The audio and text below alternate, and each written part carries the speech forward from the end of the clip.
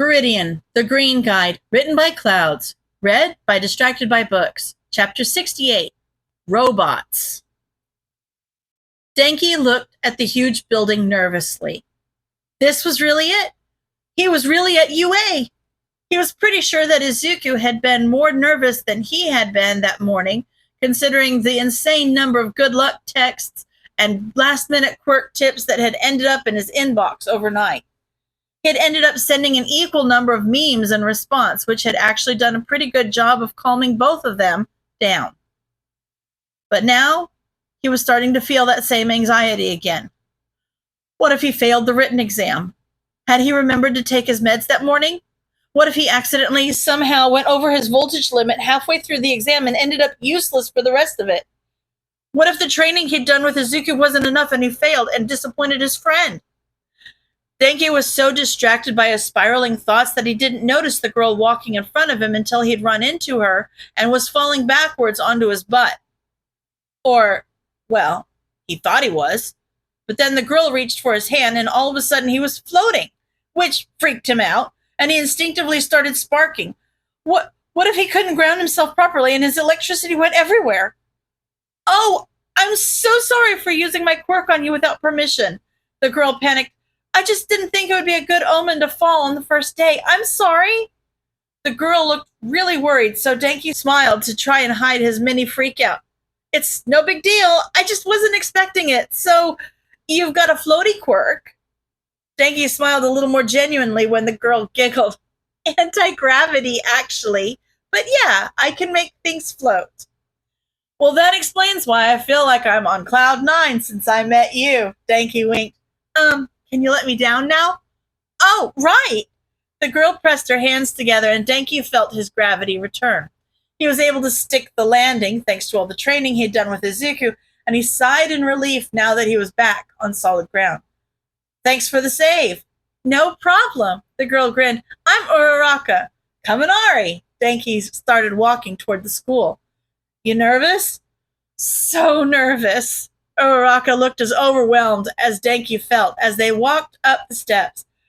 Everything feels so surreal, you know? Today is going to determine the rest of our lives.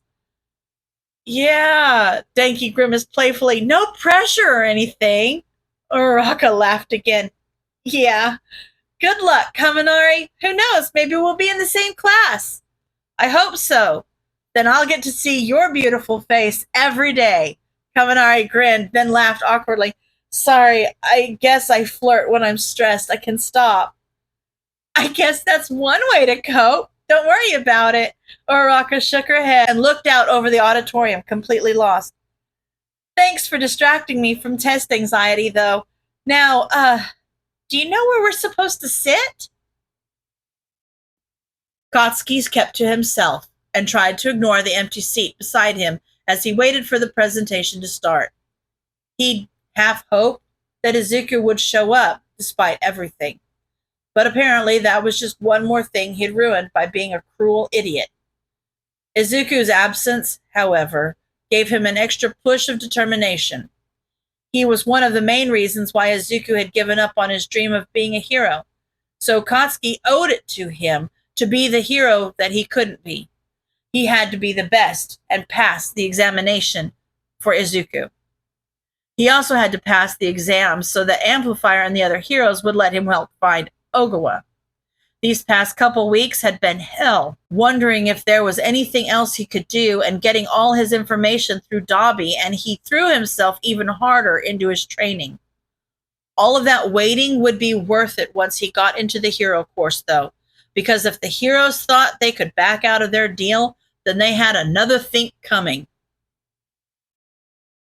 Katsuki glared at the stage as President Mike explained the practical exam. Robots.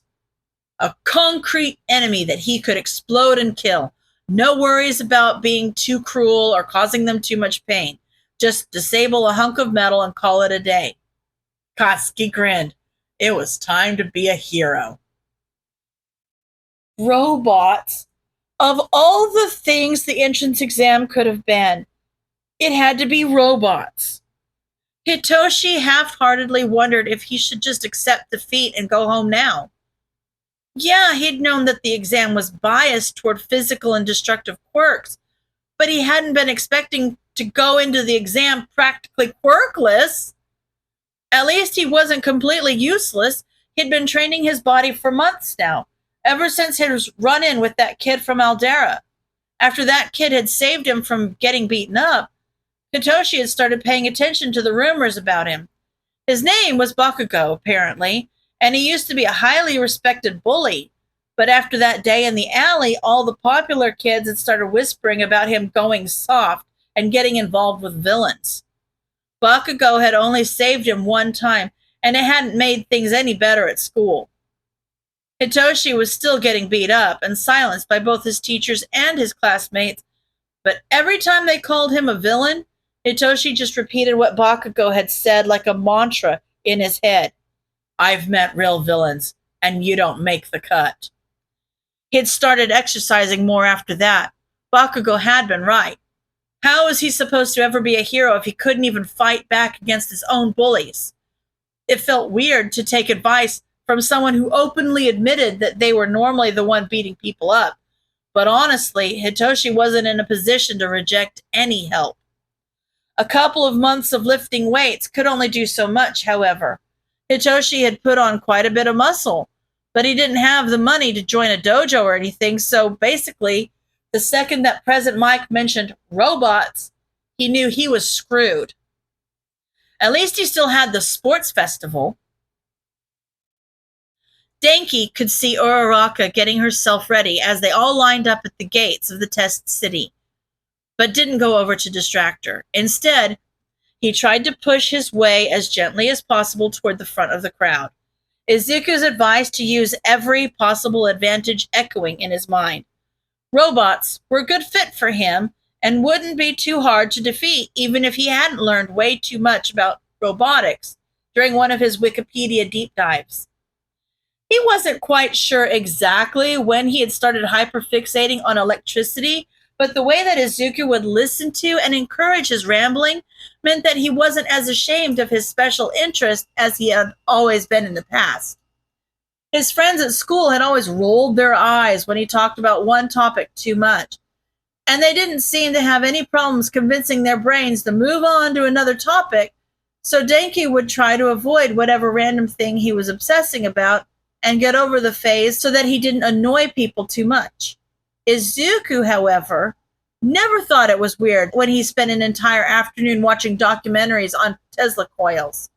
If he thought Denki was getting too focused on one aspect of electricity, then he'd point his attention to something else that was related to it and open new doors for ideas and strategies that Denki would never have considered on his own.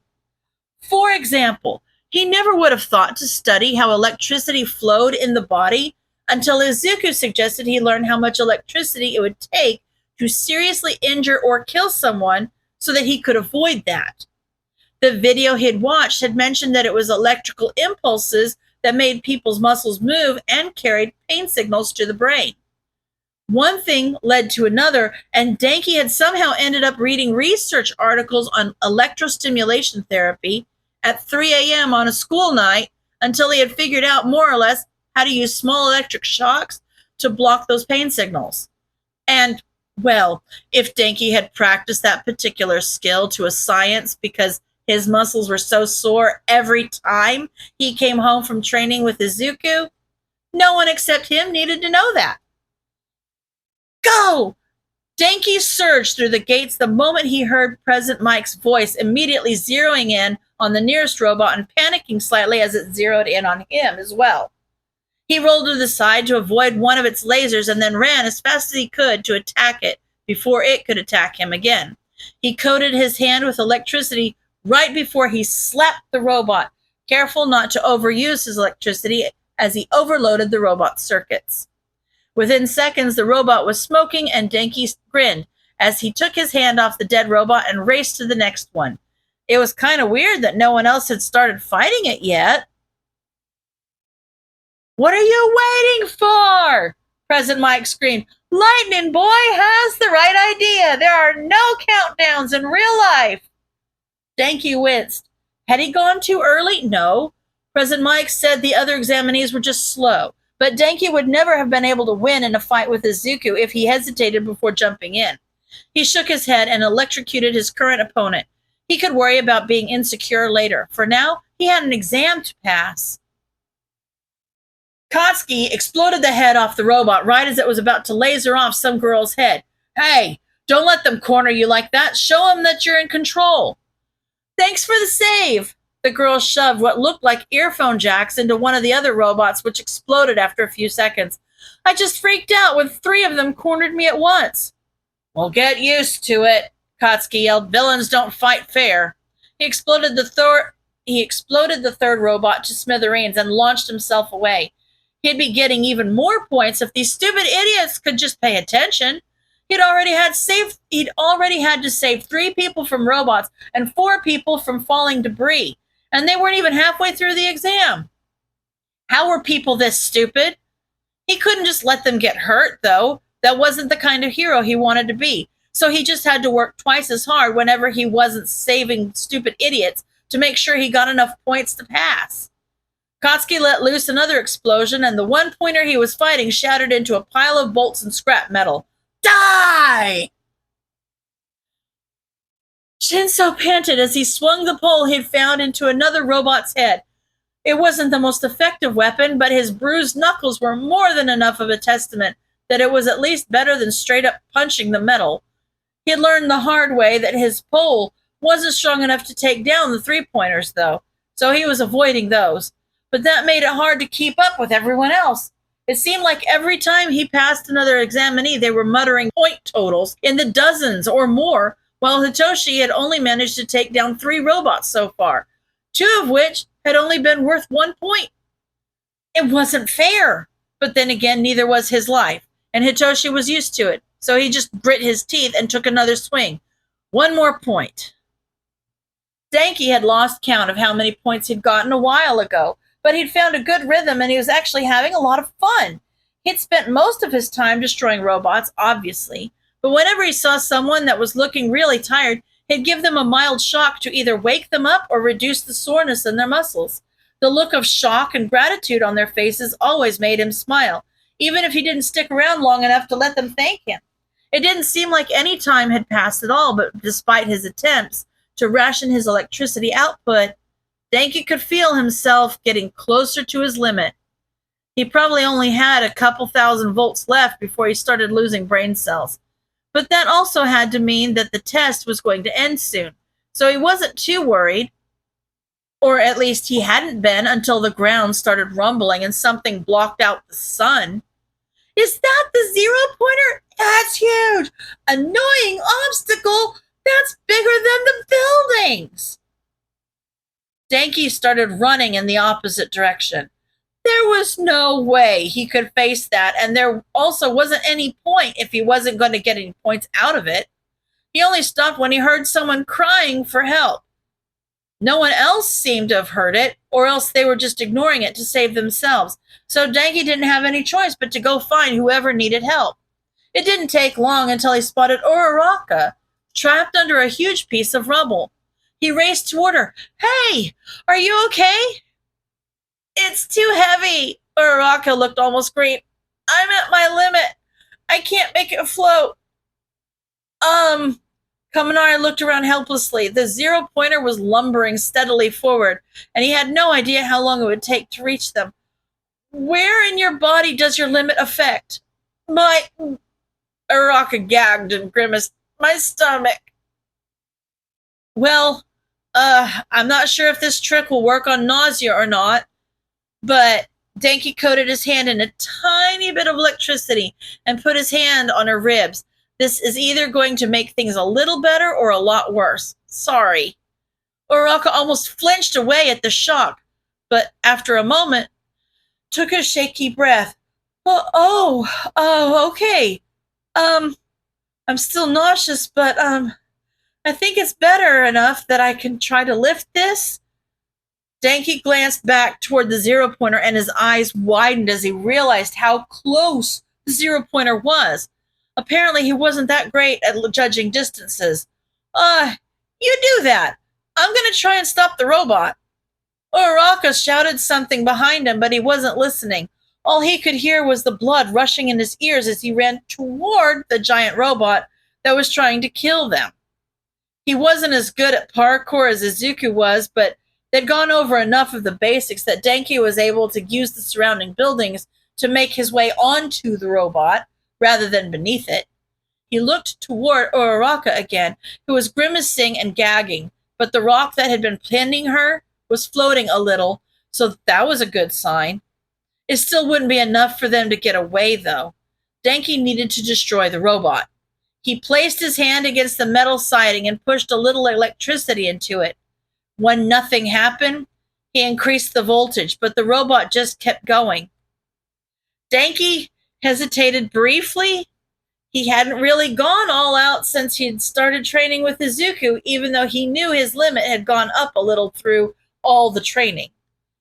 Now that he was focusing on being a close-range fighter, he hadn't ever needed to go over his voltage limit all at once. Why would he, when low-voltage attacks were more than enough to take down most human targets? This guy, though, taking him down was going to take every last ounce of electricity he had left. Good thing the exam was almost over. Denki grimaced and hoped UA wouldn't judge him too harshly for whatever he did while his brain was fried. Indiscriminate charge, 1.3 million volts. End of chapter.